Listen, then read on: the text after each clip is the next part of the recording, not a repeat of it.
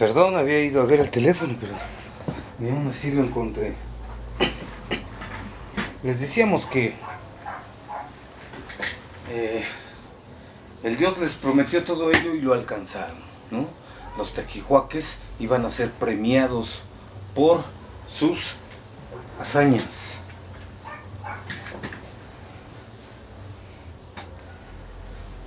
Se les iba a conceder ciertas preeminencias y se las iba a dar el rey.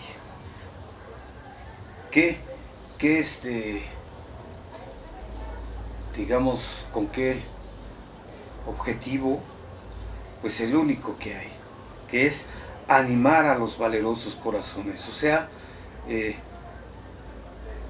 como venían siguiendo precisamente el Teoamochtli, como venían siguiendo estas leyes divinas,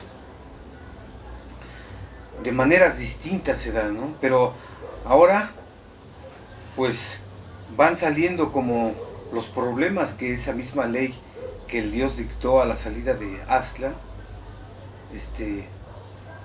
digamos que se van descubriendo los modos como se va determinando esa ley a lo largo de la peregrinación, a lo largo de estos 100 años de 1325, encontrar el águila parada sobre un nopal y donde el Dios les dona la tierra. Pasan 100 años y bueno, siguen con el Teoamochtli, ¿no? Pues era su Biblia y es natural que pues la cuiden como tal. Entonces es por eso que decíamos que la quema de la historia, lo que sucede es que si se reivindica el Teoamochtli, la palabra divina, entonces todos los que no tengan que ver con esto o que puedan interferir con esto, porque cada barrio tenía sus propios dioses y sus propios templos, pero tenían uno especial para la adoración a su dios principal, Huitzilopochtli. Entonces, digamos que es de suponer que fue el Teamochtli la reivindicación de los mexicas en el tiempo de que conquistaron Azcapotzalco y que, como decíamos, ahí ya no pararon, ¿sí? Se consolidaron como un pueblo libre y pues digamos que, como hemos insistido, si yo soy un guerrero, si mi oficio es la guerra, entonces ¿a qué me voy a dedicar? Pues yo sé lo que tengo que hacer como guerrero y como gobernante también sé lo que tengo que hacer. Y en este caso se muestran las leyes del gobierno, se habla de una junta, todos quisiéramos darle todo, digamos, la grandeza, la excelencia a Tlacaelel, porque pues él estaba detrás de los reyes, y aunque se diga que se eligieron por elección, parece que Tlacaelel tenía mucha injerencia. De todos modos, siempre, de los siempres, se privilegió al guerrero, al tequihuaque. Entonces, veamos un poco. Lo que se quiere hacer es que ya ante tanta gloria se quiere agradecer más todavía a los tequihuaque y se los quiere animar más. Pero este animar más no solo está referido a los que están, digamos, en turno, a los guerreros que están en turno, sino también a los que vendrán y a los que quieren ser, o sea, a los jóvenes. Entonces, por eso es que se dice en la ley tercera, se dice algo así como que se aspirará a la valentía. O la de Troncoso, que dice algo así como que se aspirará a ser un jefe valiente o algo así. Pero bueno, se quiere animar a los que vienen, a los que vendrán y a los que están en turno. Y entonces se les dice todo lo que se les va a dar, todo lo que se les va a conceder, para animar a los valerosos corazones y poner algún brío a los cobardes, para que se animen con el premio de sus hechos. ¿Sí? Para que se animen a los valerosos y esforzados hombres. Entonces todas estas preeminencias pues no las compren, sino que los reyes se las van a dar en pago y premio de sus valentías y memorables hechos. Esto es como en general habíamos dicho, ¿no? Para todos. Es una ley que se da, digamos que no solo a los guerreros tequihuaque, como decíamos, sino a los que quieren llegar a ser. ¿Y de dónde vienen esos que quieren llegar a ser? Pues pueden venir de abajo, del pueblo bajo, del mundo ordinario. Como decía Heráclito, de lo ordinario surge lo extraordinario. ¿Sí? Aquí, con los macehuales, podríamos decir, un poco parafraseando a Heráclito, digamos, en la casa de un humilde macehual, diríamos, aquí también hay dioses. Y no solo de los macehuales, sino también de los mismos pipiltín y de los mismos esclavos. Era para todos esta ley, escúchenla todos. Todos aquellos que quieran llegar a ser tequihuaque recibirán esto, se les donará esto, los reyes los premiarán con esto, se les concederá esto, etc. Imagínense, a todos. Entonces, por eso se aspiraba a la valentía del guerrero, ¿sí? Porque no solo, digamos, que tenían riquezas, sino que también tenía que ver con su modo de ser, en el que tiene que ver con los misterios del guerrero águila y el guerrero tigre. Decíamos que después de esto hay una relación que se hace aquí. En un primer momento se nos habla como de que también es para todos, ¿no? Y dice, el que no osare ni se atreviere a ir a la guerra.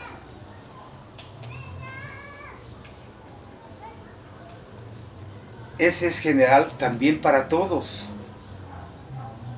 para todo el pueblo, para todos los esclavos, o para todos los hijos de los mexicanos con esclavos. Y también, eso tiene que quedar muy claro, esta ley también se da para los pipiltín, para los nobles. Es decir, dice aquí, el que no osare ni se atreviere a ir a la guerra, le privamos de todos estos beneficios, de todos estos regalos que se les van a dar, que se les van a ofrecer. Pero eso, el que no se osare ni atreviere a ir a la guerra, no es que, como suele pensarse en la mayoría de los casos, que de este lado estamos como que los reyes, ¿no? Los hijos de los reyes, los príncipes, las princesas, las reinas, todos acá de este lado, y allá estas leyes son para ustedes. No, esas leyes son para todos. Son como circulares, por así decir. Porque aquí se dice, el que no osare ni se atreviere a ir a la guerra, aunque sea hijo del mismo rey, aunque sea de sangre real, o también hermano del rey, o nuestro hermano, o de cualquiera de nosotros, o cualquier parentesco cercano que nos tenga, también para ellos no se les concederá todas estas preeminencias. Pero no solo no se les concederá, es así como que, a ver, el hijo del rey es cobarde. No se les va a dar todas estas preeminencias. Pero no solo eso. Por eso decíamos que eran duros los mexicas contra los cobardes, y más contra los cobardes hijos de reyes o príncipes, ¿sí? Porque se dice aquí que el hijo del rey, si sale cobarde, o el hijo de un principal, pues tendrá que vestir, tendrá que ponerse los vestidos y trajes que usan los hombres bajos y de poco valor, para que se conozca su cobardía y su poco corazón. Qué peso tan grande es ese, ¿verdad? Pues tanto para el rey, porque dice, salió cobarde mi hijo. Pues sí. Pero si salió cobarde, entonces no es mi hijo. Es hijo de los más iguales. Que se vaya ya con los más iguales. Entonces, digamos que cuando se iban los hijos de los reyes con los más iguales, pues eran vistos así, ¿no? Vestidos como más iguales, para que se conozca su cobardía y su poco corazón. Así de malos eran los mexicanos, o de duros. Y no les sea permitido vestir ropas de algodón, ni usar plumas, ni le den rosas como a los demás señores, ni humazos de olor, ni beba cacao, ni coma comidas preciadas, y sea tenido por hombre bajo, y sirva a las obras comunes.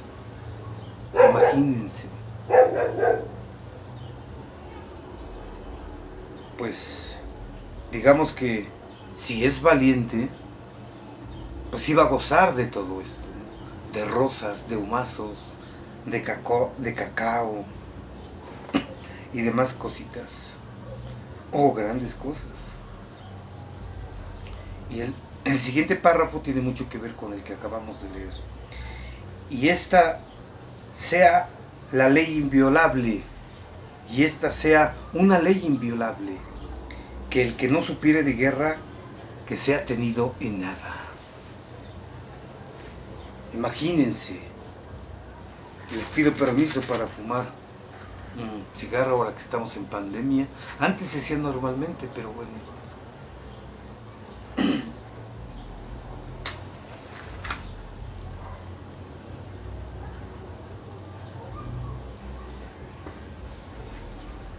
Entonces, este primero renglón dice específicamente ley. La ley. Y que esta ley sea una ley inviolable. ¿Sí? Esto de los que no saben de guerra. Estos de los que no saben de lucha. De los que no son osados. De los que no son atrevidos. Pues sean tenidos en nada. Totalmente. Dice aquí que no se le reverencie, que no se le ayunte, que no se le hable, que ni coma con los valientes hombres, sino sea tenido como hombre descomulgado, o como miembro podrido y sin virtud. Eso lo vimos.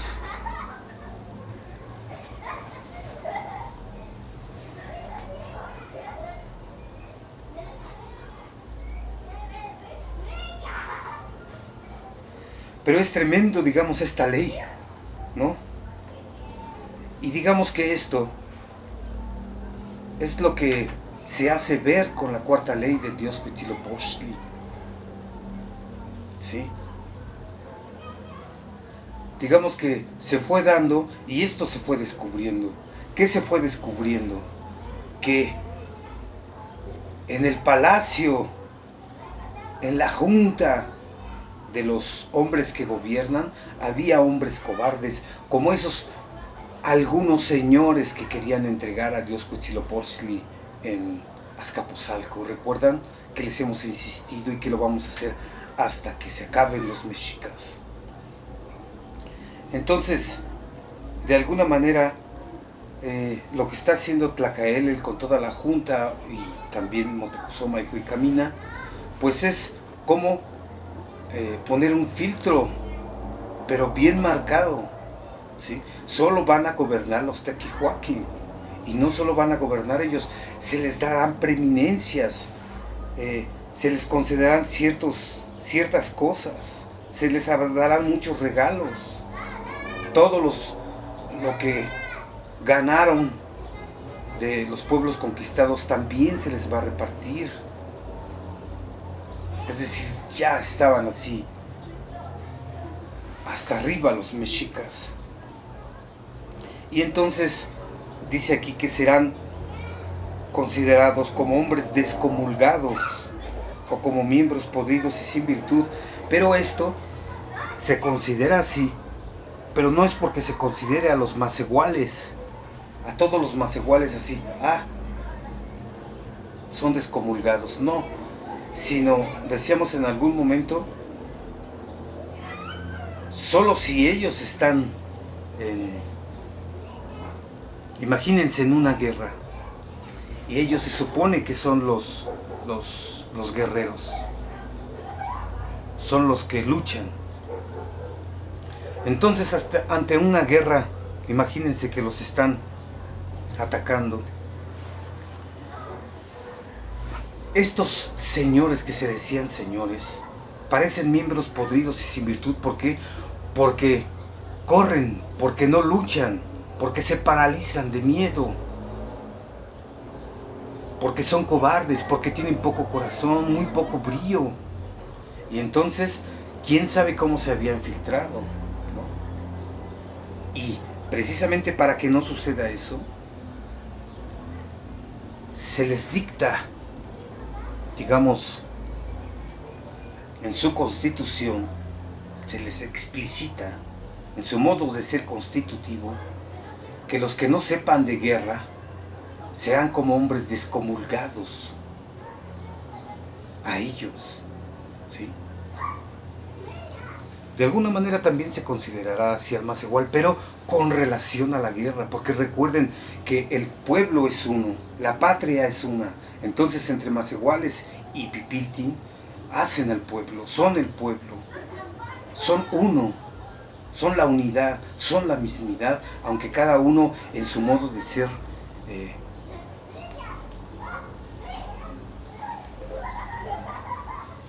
como decíamos, los macehuales eran considerados como el ala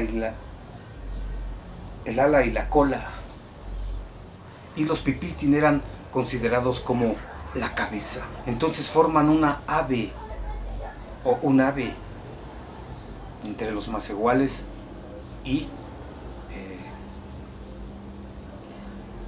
los pipiltin. Entonces,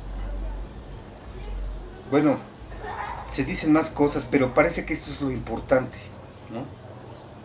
En el que sí, efectivamente, son los valerosos hombres que traen presos para el sacrificio, pues los Tequihuaqui.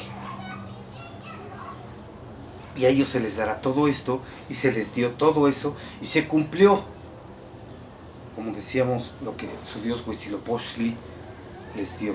Ahora bien, la segunda parte tendrá que ver, aquí, esto que les leímos fue una relación así como que es una ley para todos, pero puntualizando, subrayando que también es para los nobles, ¿sí? Y que los hijos cobardes de nobles, pues, tendrán que expulsarse.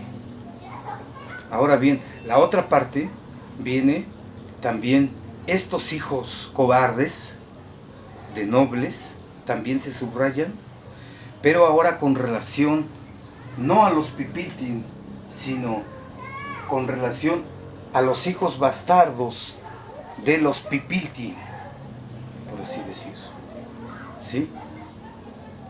Como decíamos en la sesión pasada,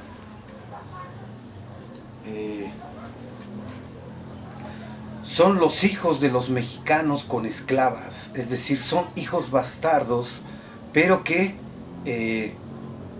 digamos, ganaban propiedad, ganaban gloria, ganaban respeto, ganaban reconocimiento. Esos son los que, comparados con los hijos cobardes de los nobles, van a tener el mismo derecho, por así decir, por su modo de ser. Todas estas preeminencias, es decir, serán considerados como si fueran hijos legítimos, los bastardos. Y los hijos que se suponían legítimos de los pipiltin serán considerados como nada. Decíamos que estas leyes para nosotros son extraordinarias de algún modo, porque apuntan al modo de ser del hombre, no apuntan a su apariencia, no apuntan a que son hijos del rey o de los pipiltin o de los señores o de alguien importante, alguien poderoso o rico. No, no apuntan a eso, sino al modo de ser. Esto para nosotros nos parece muy extraño, tanto así que les voy a poner un ejemplo. No sé, en las escuelas, por ejemplo, la UNAM, Bellas Artes, ¿no? Hacen un examen para ingresar, ya sea de músicos, ya sea de literatos, algo que tenga que ver con las artes. Entonces, digamos que los jóvenes tienen que pasar un examen de conocimientos. Y si no pasan ese examen de conocimientos generales, que tuvieron que haber aprendido en primaria, secundaria, preparatoria, y de ahí, pues ya es para, digamos, son como los requisitos mínimos. Pues si no pasa ese examen, no es aceptado. Pero ¿qué pasa con todos esos jóvenes que a veces ni preparatoria tienen, ni secundaria, o que tienen un bajo nivel en esos estudios de conocimientos básicos, pero que pueden llegar a ser grandes músicos? Y al revés, ¿no? Hay muchos que de plano no van a llegar a ser buenos músicos y tienen esos conocimientos y son aceptados. Esto es para nosotros algo terrible, algo trágico, porque como no se les reconoce, digamos, por la inclinación, sino por cosas secundarias como los conocimientos básicos de que en qué año fue esto y que en qué año fue el otro, y que el hipocloruro de sodio, y que no sé, la ley de la física.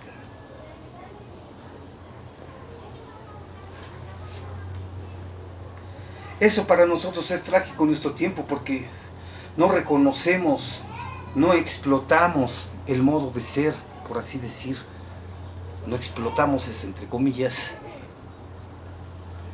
No valoramos, no reconocemos el modo de ser de los que son grandes hombres, de los que pueden llegar a ser grandes músicos, grandes poetas, grandes literatos, grandes pintores.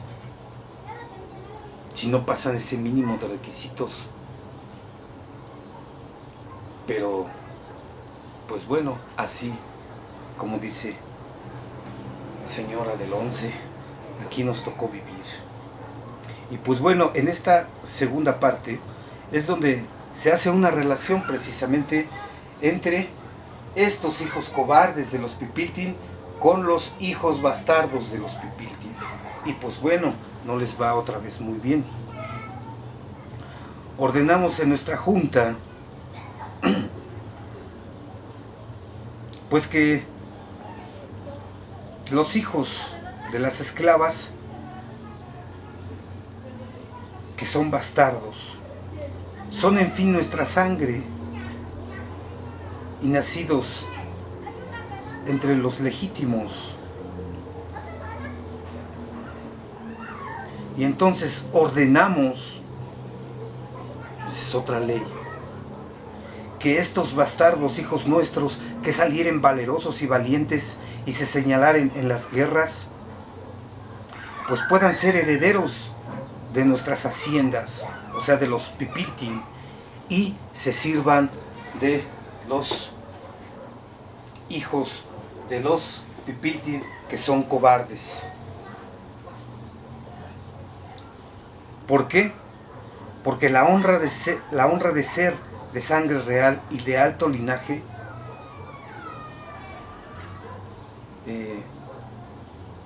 bueno, no porque, sino se dice que se la den y la tenga el hijo de la esclava, que es valiente. Aquí no es que se la dé, ¿sí? Así como que ya con un título, como hoy, ya, eso te va a hacer, no sé, teniendo un título no te va a ser un gran músico, ¿verdad? Entonces,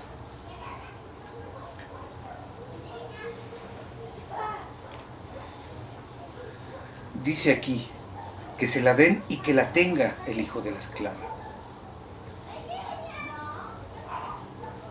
Que la tenga. O sea, se la dan, pero en sentido, digamos, esencial, pues no le da nada porque él ya la tiene. Por eso se dice, se la den y la tenga el hijo de la esclava. Y la herede y la tenga por propia. La honra de ser de sangre real y de alto linaje, la herede y la tenga por propia,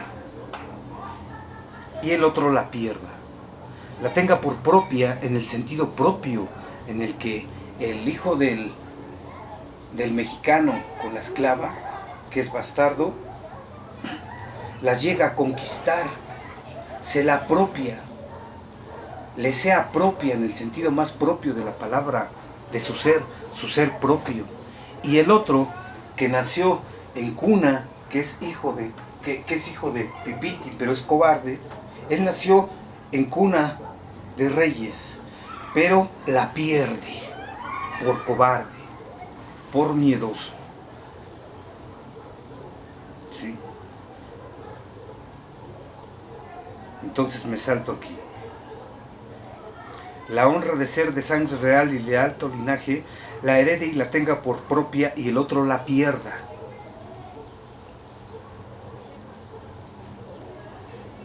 Y no se nombre hijo de tal señor ni hijo de tal señora. Y la gloria, esto es importante. Lo decíamos en la sesión pasada, bueno, antepasada, porque ahorita le cortamos, que es como precisamente una definición de la mexicanidad. Sí, si bien es el valor, el temple fundamental de los tequihuaque,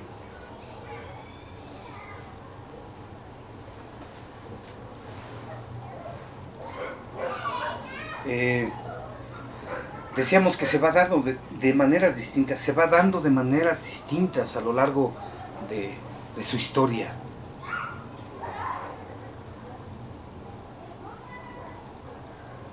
cuando salen de Aztlán, decíamos, es un pueblo de más iguales. No era un pueblo guerrero todavía. Se fue templando hasta que alcanzó su libertad con Izcóatl. Entonces su valor, el valor y la guerra alcanzaron la libertad. Y aquí, por el valor y la guerra, son de sangre real y de alto linaje. Nada más por eso, porque son mexicanos que están animados por su Dios. Y decíamos que esta es una definición de la mexicanidad. La honra de ser de sangre real y de alto linaje se hereda vía por el valor y la guerra. Y se especifica aún más. Se dice, la gloria y honra y grandeza mandamos. Esto es como una orden, pero es entre comillas, porque realmente esto se mandó desde la ley cuarta del dios Huitzilopochtli, ¿sí? Digamos que este es como a lo que llegaron.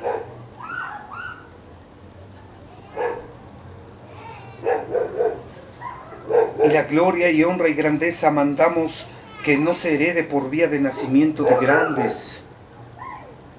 Esto es lo que hace a los mexicanos ser mexicanos, ¿sí? De reconocer que la gloria, la honra y la grandeza no se deba a que eres un hijo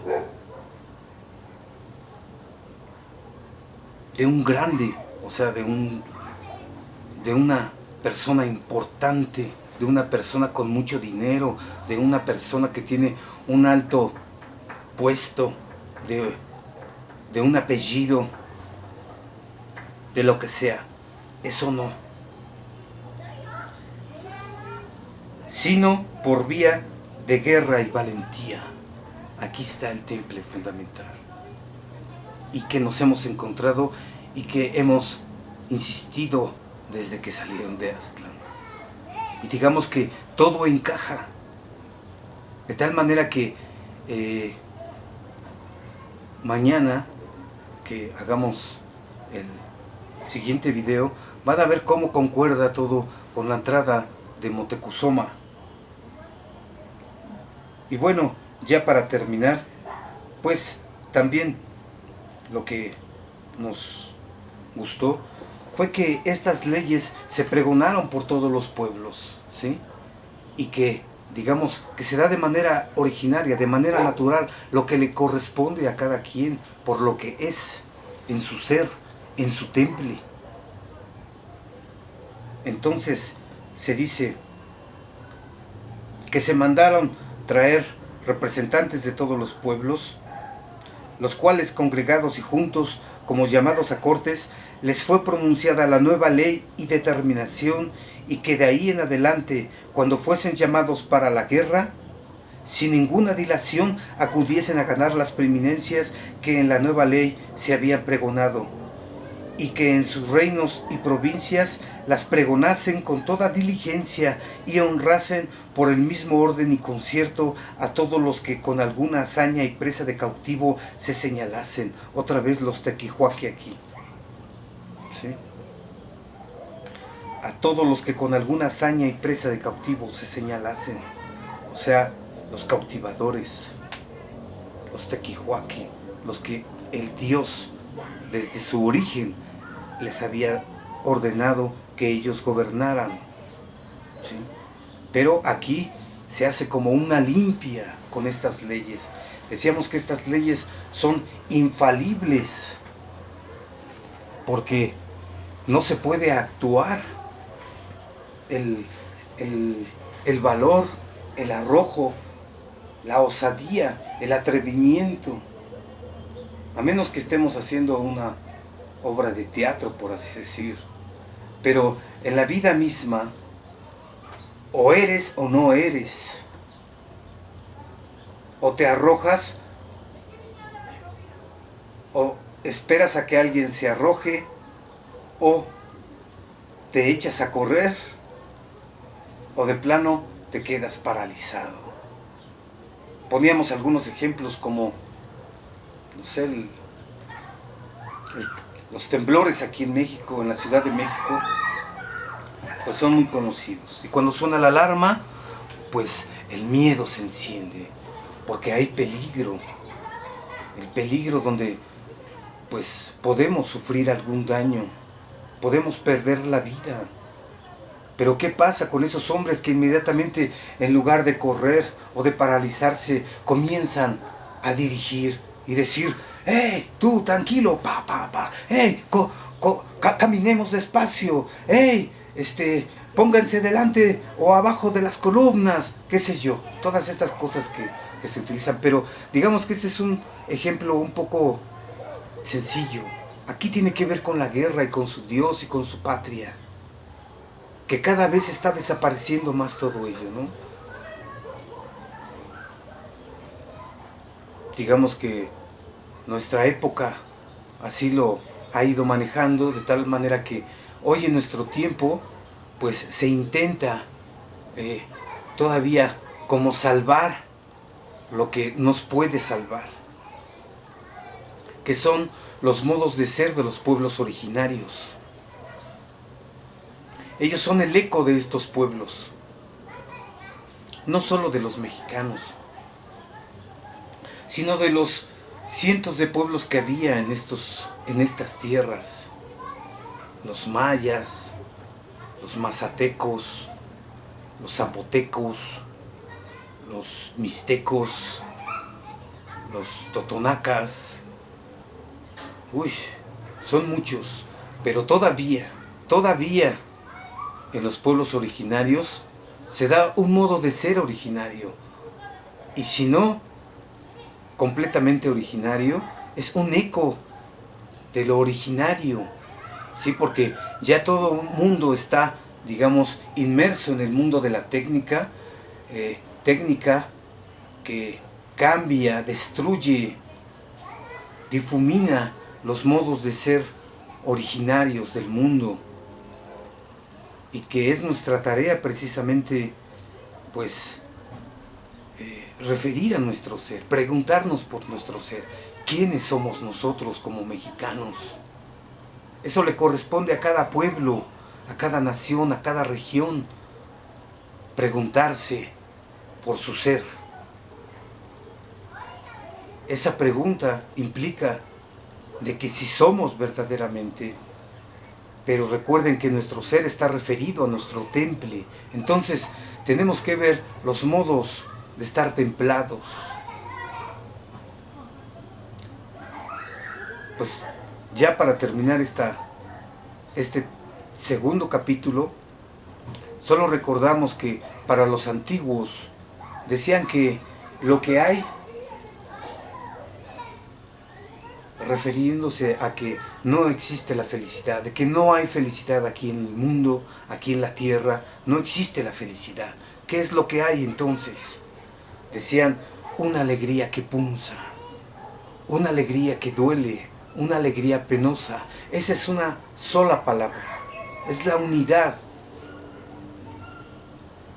No decimos contrarios, sino son como adversarios. Y pues parece que aquí terminamos, y ojalá vayan viendo todos estos cambios, que no son muchos, ¿no? Tlacaelel, el acuerdo originario y la quema de la historia y alcanzar la libertad y la preparación para la conquista del mundo. Motecuzoma en Juicamina alcanza el esplendor, conquista por las 4 partes del mundo, se cumple la promesa del dios Huitzilopochtli, y también los macehuales, el pueblo mexica, adora a su dios como le habían prometido a la salida de Aztlán. Recuerden que allá también hicieron un acuerdo, el primer acuerdo originario entre un pueblo de macehuales y su dios. Y bueno, ojalá les esté gustando esto y pues inviten a ver el canal a sus alumnos, a sus amigos, a otros profesores para entrar en diálogo, o a otros filósofos que pues estas cosas como que se les hacen demasiado, pues que yo creo que ni saben de ellas, de que existen, sinceramente, porque hay un gran desconocimiento de los textos originarios que hay aquí en México. Como que, ¿de dónde se dice eso? ¿Dónde se dice que, no sé, Nezahualcóyotl dijo que